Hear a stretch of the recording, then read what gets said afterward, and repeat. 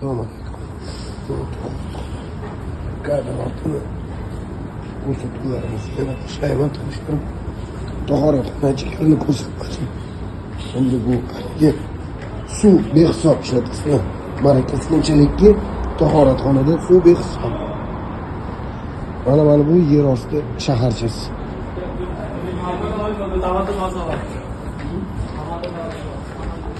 Bu yerda ham yana xuddi shunaqangi shaharcha bor. И даже bu yana pastga ham tushib ketadi.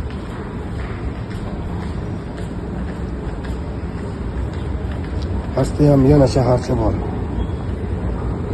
O pastga tushib borsa uni mashinachi shaharcha bor.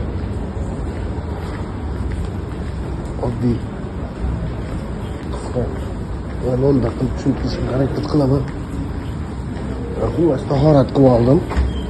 Tahorat qilib mana endi tahoratxonadan chiqib ketaman. Mana erkaklarga tahorat qilib.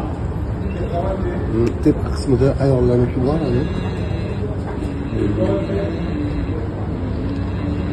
Mana tahoratxonadan chiqaman. Bunaqangi tahoratxonalardan rosa sevaman. Xuddi shunga o'xshagan binolar, bunday kadrda ko'rsanglar bilinglarki, tahoratxona har qadaminglarda.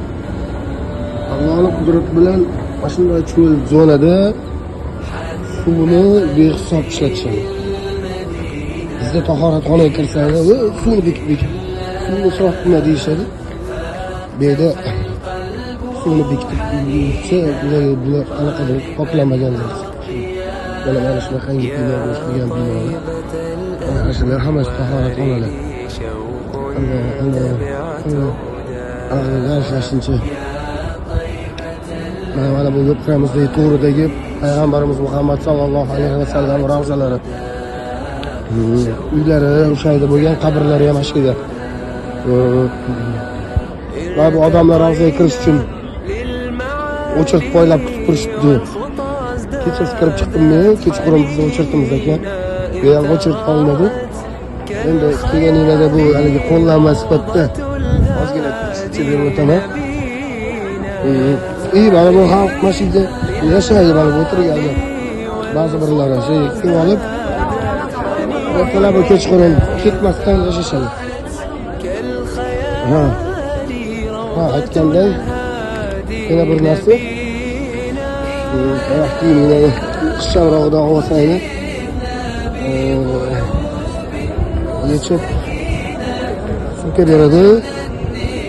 Sumkaga solsanglar, yana ham haligi odob yuzasidan yaxshi bo'ladi.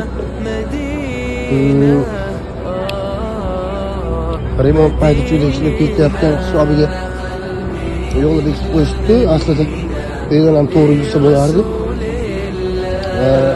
Mana shunaqa 368-nomli nomerlangan eshik. Maza qilasiz.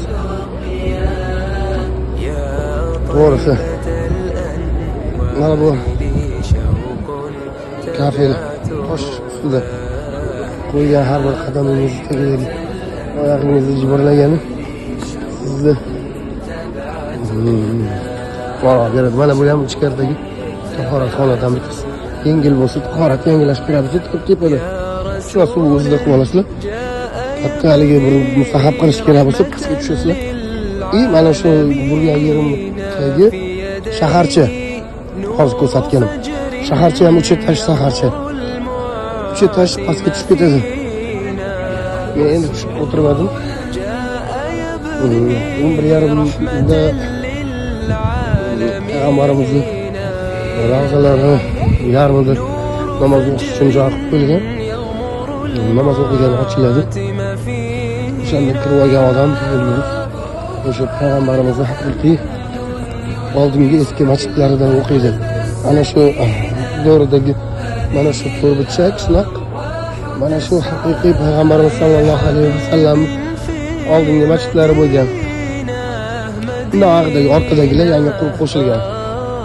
Mana shu masjidda ana shu o'sha kumbadan buyog'idagi yo'nalishiga 11:30da kirish uchun jang bo'ladi, to'palan. Ana shu yerda bir 1000 ta odam, o'sha bir 200 taga yetmagan odam sig'adigan joy bor. 1000 ta odam ana shu yerga kirib safga turib olish uchun bahslashadi ashida. O'sha vaqtida kelib olib, o'sha vaqtni poylab turib kirib olish kerak. Kech qolsangiz keyin ichkarida xonalarda o'qiysiz. Hozir menda ozgina vaqtim bor. Ichkarigi xonalarga ham kirishdim, mana yana tahorat olib. Mana tushib ketib qamalar. Mana yana ham kirsa bo'ladigan joylar bor.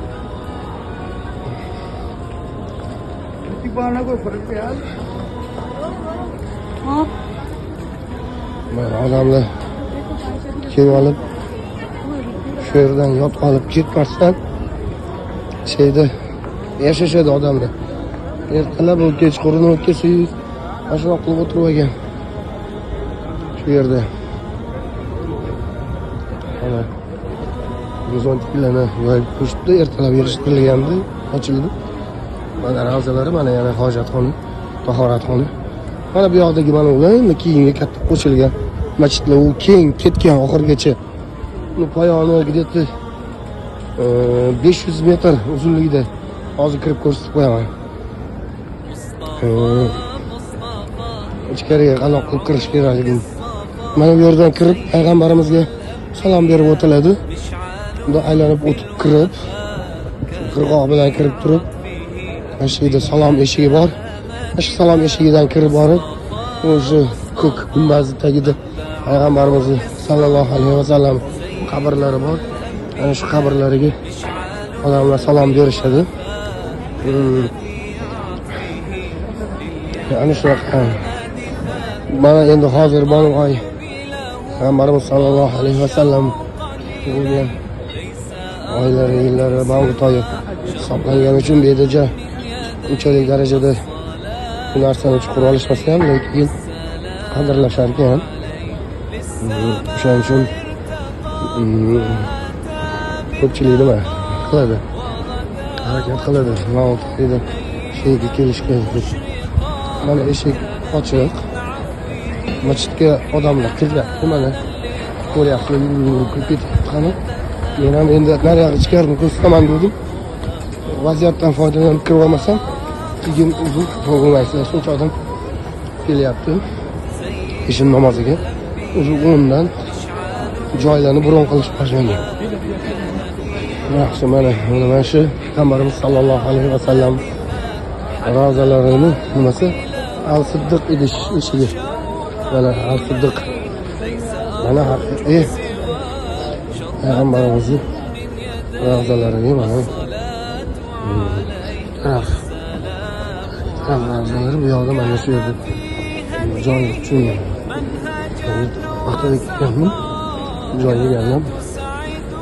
Mana shuncha Qur'on kitoblar bor.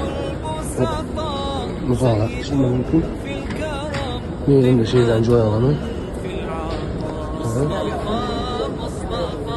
Mana yaxshi, bugun udachni kecha kuni ulgura olmadim. Bugun udachni sizlarga ko'rsatib mana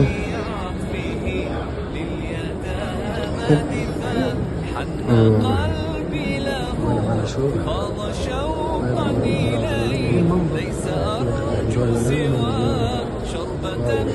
joylari mana bu yerda Madina Munavvaradagi Masjid Nabaviyning imomi mana shu yerda namoz o'qiydi. O'sha tepada Qozon chaqiradigan joy.